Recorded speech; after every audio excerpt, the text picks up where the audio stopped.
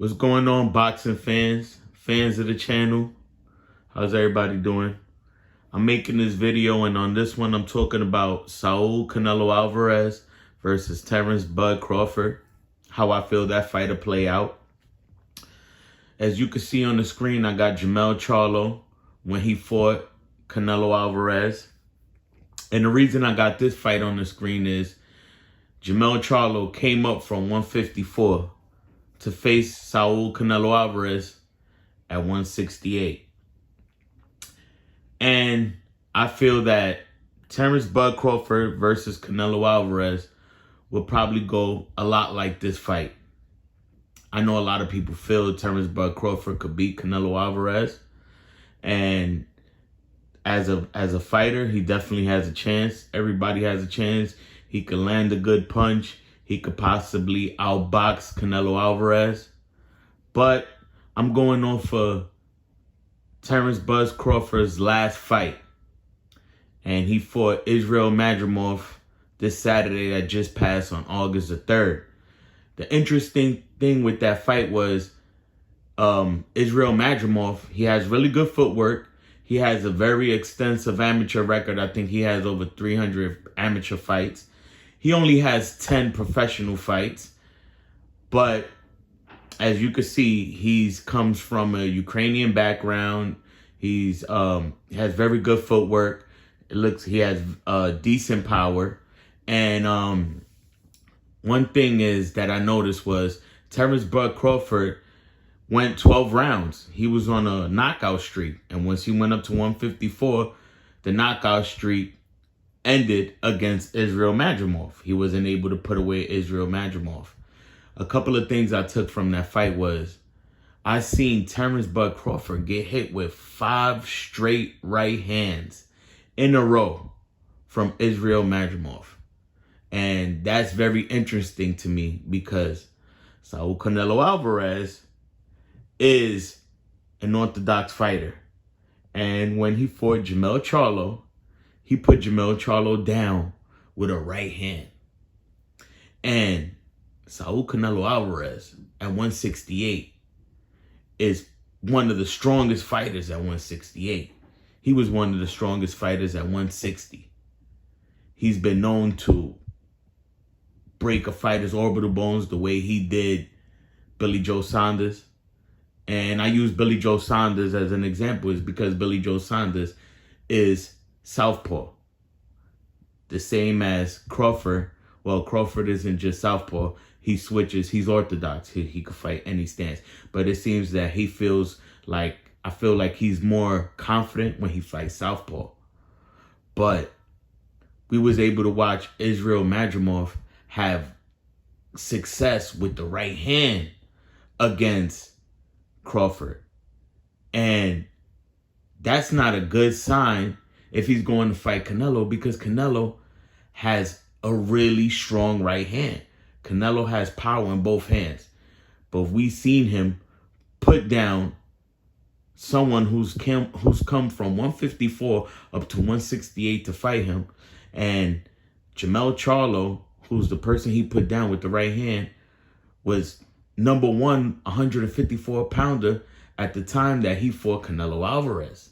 He had, a beautiful record. He had, I think, one loss was to Tony Harrison. He came back and avenged that loss. He had a draw, I think, against Montiel. He came back and stopped Montiel. So anytime he's had a fight where it seemed like it didn't go his way or he didn't get the victory, he came back in the rematch and was able to stop the person that he first fought that the fight didn't go his way.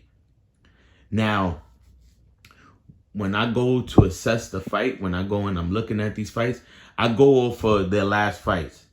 So, Saul Canelo Alvarez, he had just fought Jaime Munguia. And Saul Canelo Alvarez fight against Jaime Munguia, Saul Canelo Alvarez was able to put Jaime Munguia down.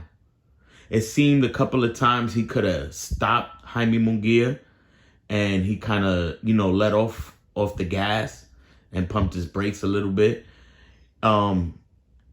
a bunch of times he was able to hurt Jaime Munguia. Not only just put him down, he was able to hurt him to the body. We seen when he hit Jaime Munguia to the body and Jaime Munguia dropped his hands and Canelo was able to counter shots up to his head.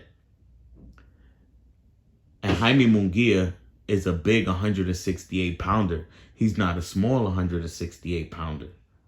A lot of people like to compare the fight when Canelo fought Floyd Mayweather, and they feel Terrance Crawford could beat Canelo the way Floyd Mayweather beat Canelo.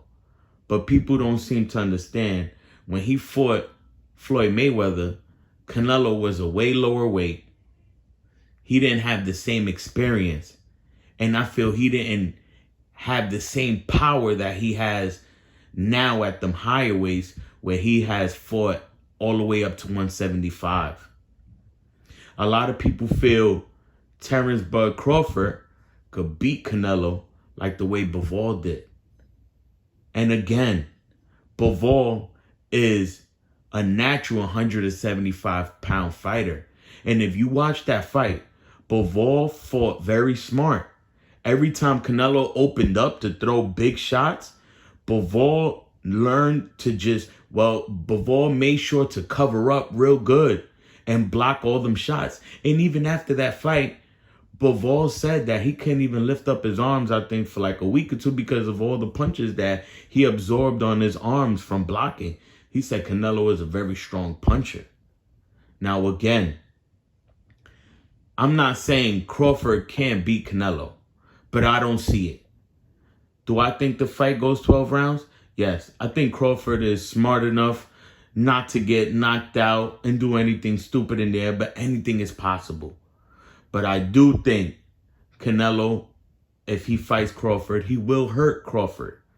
I think Crawford will try to box Canelo, but Canelo is smart enough and has more experience than Crawford in the ring to know how to cut off Crawford. He will know when to set up the perfect shots to hit Crawford. And I think Canelo will be victorious in that fight. The next video I'll make will be on Canelo versus Berlanga, but this was just my thoughts. If Canelo fights Terrance Bud Crawford, I give the fight to Canelo.